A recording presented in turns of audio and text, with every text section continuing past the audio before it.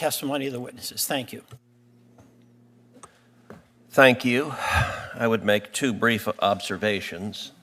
Number one, it is interesting as our Democrat colleagues defend these nationwide injunctions that neither of them made any reference to the fact that the number of nationwide injunctions issued in the first 4 months is greater than the entire 20th century and is greater than all of the nationwide injunctions issued against Bush, Obama, and Biden combined, nor did they address the disturbing fact that of the 40 universal injunctions that have been issued in the last 4 months, 35 of them came from the same 5 judicial districts. There is a reason for this. Blue state attorneys general and radical leftist groups are seeking out affirmatively radical judges who they know will impose their own policy preferences. If it were simply, as our Democrat colleagues said, judges following the law, then you wouldn't have to keep going to the same radical judges over and over and over again, because judges across the board should do that. But the litigants know exactly who the zealots are that are on the bench, and that's who they are seeking out. I will also point out that the discussion about the urgency of protecting the safety of judges.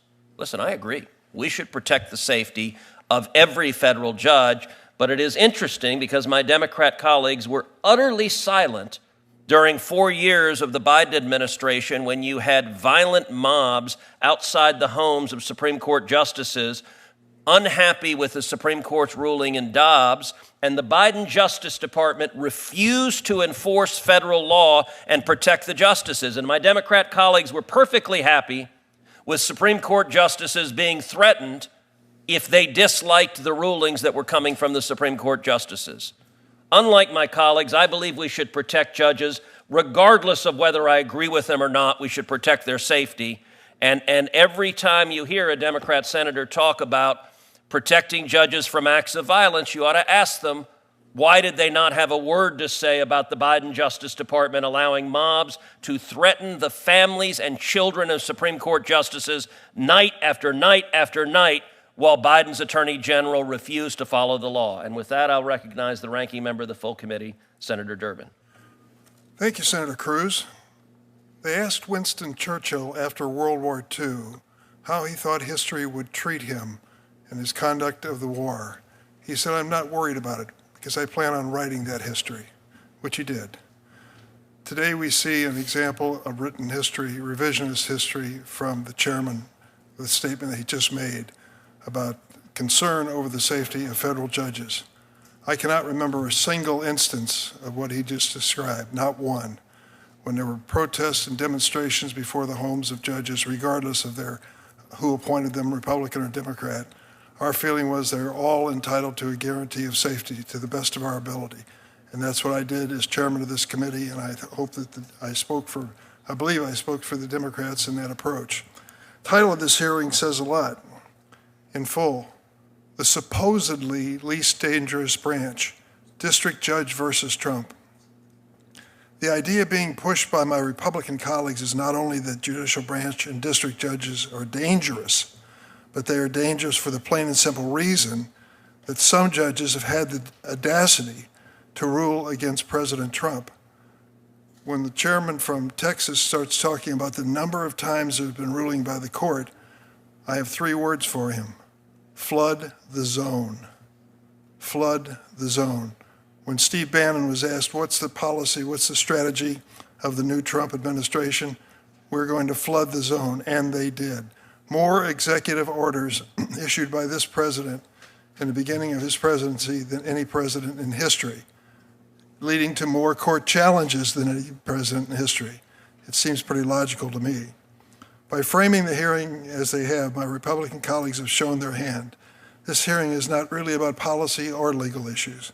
Instead, it's about challenging the authority and legitimacy of the judiciary. They are showing their undying loyalty to their leader, the president. This hearing is merely the latest episode in an ongoing effort by President Trump and his allies to undermine the judiciary and intimidate judges who dare to rule against them. In March, the president demanded the impeachment of a federal judge simply because he ruled against his administration, calling him, quote, and I quote, I want you to hear these words, a radical left lunatic, a troublemaker and agitator. In May, President Trump referred to judges who ruled against his administration as, quote, communist radical left judges. 2 days ago, the president posted, and quote, if the courts somehow rule against us on tariffs, which is not expected, that would allow other countries to hold our nation hostage with their anti-American tariffs that they would use against us. That would mean the economic ruination of the United States of America, end of quote. These statements that I've just read are not normal. It is difficult to imagine either President Bush, President Obama, or President Biden using such unhinged, bombastic, and childish language, or calling for the impeachment of a judge simply because that judge ruled against his administration. The reason it's difficult is because Obama, Biden never did anything like this. But imagine if they had, and how congressional Republicans would have responded. They would have shouted about it from the rooftops, posted furiously on social media, and the only person they would have considered impeaching would have been the president himself. But because this president is a Republican, because the president and his allies go after anyone who dares to speak up, because fear of political retribution is now at the core of this MAGA world, my Republican colleagues have been silent as the president has made the statements he has about judges. Instead of rushing to defend the judiciary and our system of government, they are rushing to defend the president. While my colleagues on the other side may try to make it appear as though decisions of district courts against the president are somehow dangerous, in reality, it's the attacks on the judiciary itself that are dangerous, to both the rule of law and to the actual judges themselves. I could go through chapter and verse of federal judges who have been intimidated physically. In fact, deaths that occurred in the Northern District of Illinois.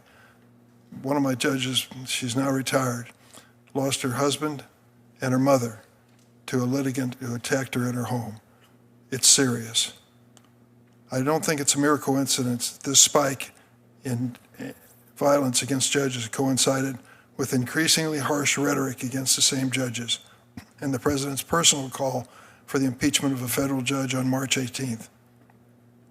Some judges and family members have received threats in the form of hundreds of anonymous pizza deliveries to their home. Pizza deliveries? These deliveries are an effort to demonstrate that those seeking to intimidate a targeted judge know exactly where those judges live.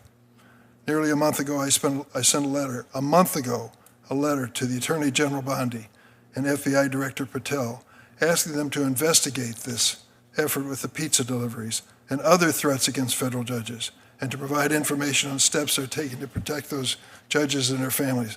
I did not designate just Democratic appointed judges or Republican appointed judges, but all judges. Showing the priorities of this administration, I'm sorry to say, I have yet to receive a response from either the Attorney General or the Director of the FBI. In the meantime, I ask my Republican colleagues to join me. Let us recognize that violence begets violence. Threats of violence, whether from the right or left of the political spectrum, are never, never acceptable. People are welcome to debate the merits of any particular judicial decision, but we cannot condone personal attacks and threats against judges who rule against this administration. And we can't allow partisan politics or the latest outrage from the president to undermine the judicial branch and our constitutional order. I yield. Mr. Chairman, would you indulge me for a moment? We indulge you every moment. I appreciate that act of generosity. It's just something you said that I think is actually dangerous and should be addressed, and you're welcome. But when Judge Anderol was killed in New Jersey, the Republican colleagues in the Senate, their outpouring of support, their outpouring of concern, they're willing to work together on a bipartisan bill was extraordinary. It shows the truth of this institution. It's, despite some of the fiery rhetoric that you were sowing, we're really a bipartisan, working bipartisanship. Cornyn and Coons, after the incidents you're talking about, got together and actually passed a bill to better protect our Supreme Court justices, many of whom are friends of ours.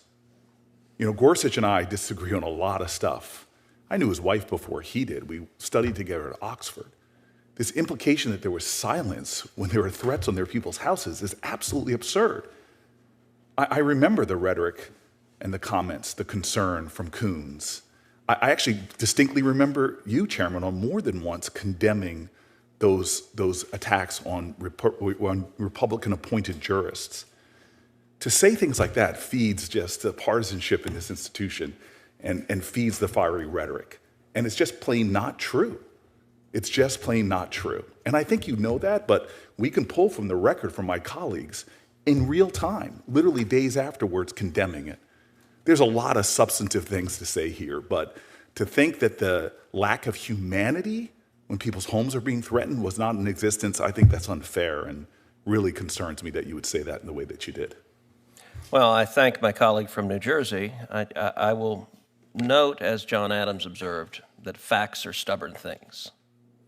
And it is existing federal law, 18 U.S.C. Section 1507, that makes it a crime to protest at a judge's home. And the law provides whoever with the intent of interfering with, obstructing, or impeding the administration of justice, or with the intent or of influencing any judge, juror, witness, or court officer in the discharge of his duty, pickets or parades in or near a building housing a court of the United States, in or near a building or residence occupied or used by such judge, juror, witness, or court officer, or with such intent uses any sound truck or similar device, or resorts to any other demonstration in or near any such building or residence, shall be fined under this title or imprisoned not more than 1 year, or both. That is federal criminal law. Night after night after night, angry mobs were outside the Supreme Court justices' homes, and in the entire course of it, the Biden Justice Department prosecuted nobody. We had the Attorney General sitting at that table, and multiple Republican senators asked him, why are you not enforcing the law? What they are doing is a crime. And my friend from New Jersey said, it is a lie to say we, the Democrats, condone this. I would challenge, my friend, find a single Democrat senator on this committee holding the Attorney General to account for not enforcing this law. I was here at those hearings, and I do not recall a single Democrat senator saying to the Attorney General, you should arrest these people who are violating the law, you should protect the judges. I agree that there was general language against violence, but not a single Democrat senator that I ever saw in this committee was willing to hold Attorney General Merrick Garland to account for flagrantly disregarding the federal criminal law, because the Biden administration agreed with the protesters and I think wanted those justices harassed at their home. I really appreciate that you've now shifted the accusation you made earlier. Your accusation was that we were silent in the face of protests at Supreme Court justices' homes. Again, we joined together in a bipartisan way, not only to condemn that, but to pass legislation to extend round-the-clock security protection, literally days. It was introduced May 5th, passed the Senate in a bipartisan fashion on May 9th. So if you're saying that we didn't criticize Merrick Garland... Did the Biden DOJ arrest a single person under this law? You are now changing the No, that is what I said. That is what I said. Again, I'll pull the record. Did the Biden DOJ arrest even one? Again... The answer is no. My point to you is the accusation that the Democrats on this committee do not care about the safety of federal judges. I did not interrupt you, sir. I would appreciate if you let me finish. I am sick and tired of hearing the kind of heated partisan rhetoric, which is one of the reasons why we have such divisions in this country. The attacks we see from the President of the United States of America trolling and dragging judges through is what we should be talking about, that puts people in danger.